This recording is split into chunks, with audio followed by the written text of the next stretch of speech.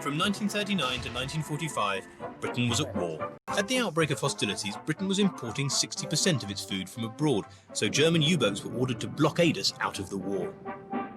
In the face of potential starvation, the government took control of Britain's food stocks and issued the nation with ration books. These little books may seem a bit complicated at first, but their purpose is quite simple.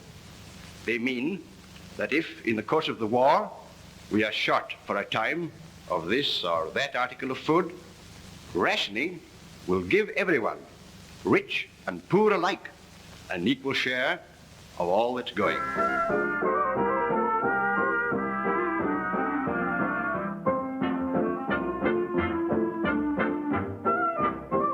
There were lots of things rationed that you just had to save up. Meat, butter, cheese. And I can remember dried eggs. Oh, they were horrible. Our neighbour kept chickens, so he would give us a chicken if we would give us a lot of vegetables, because we grew a lot of vegetables in the garden. We were always excited about Christmas dinner because we always felt it was something special, but it was always just homemade food because everything was rationed. You couldn't get a lot, but it was good.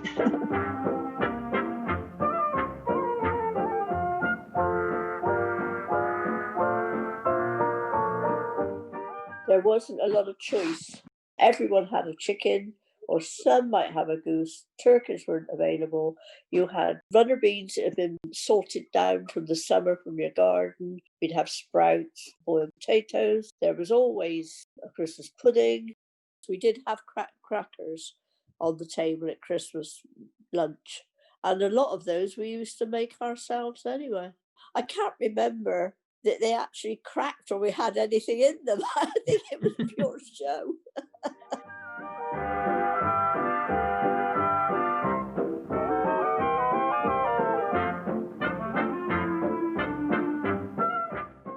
When I was a kid, you were so hungry, you'd eat anything.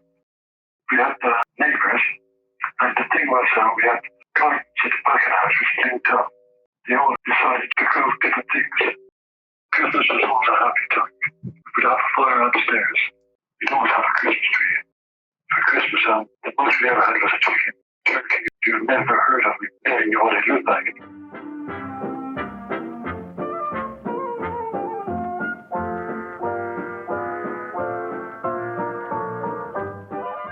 Things were in season in those days.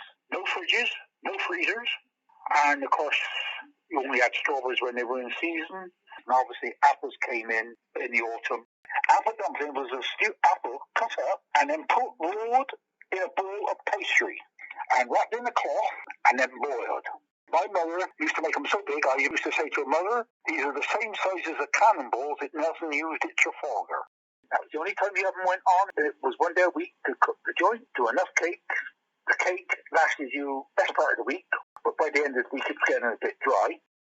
It always amazes me when I go driving around and I see apples in the gutters, in the streets. You see apples rotting on the trees.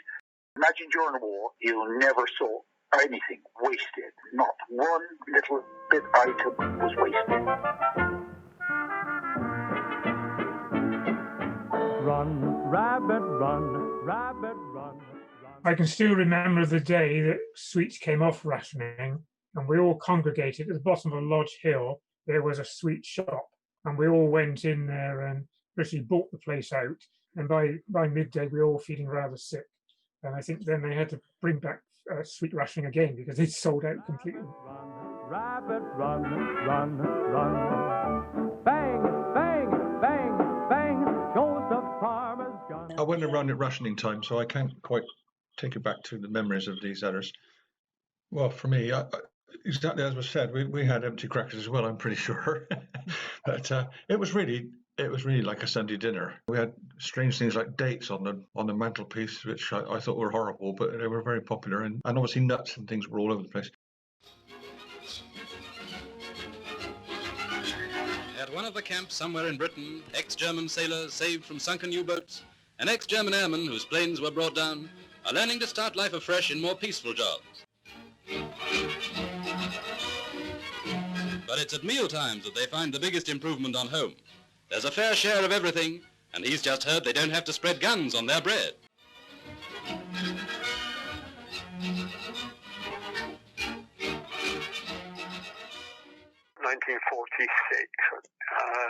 My elder brother, who's 6 years older than me, he happened to be walking on Frenchay Common, single man with another single male friend, and they spotted a couple of German prisoners of war.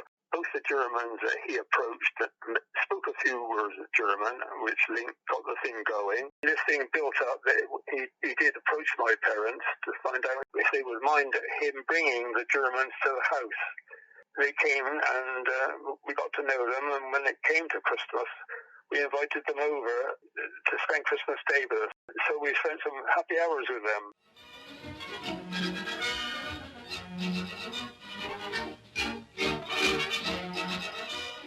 So we got to know them so well. Then eventually they were transported back in 1947. I'm not sure, I can't remember that. And we've kept in touch ever since. They've passed away now, both of them, but the families were fascinated and keep this thing going.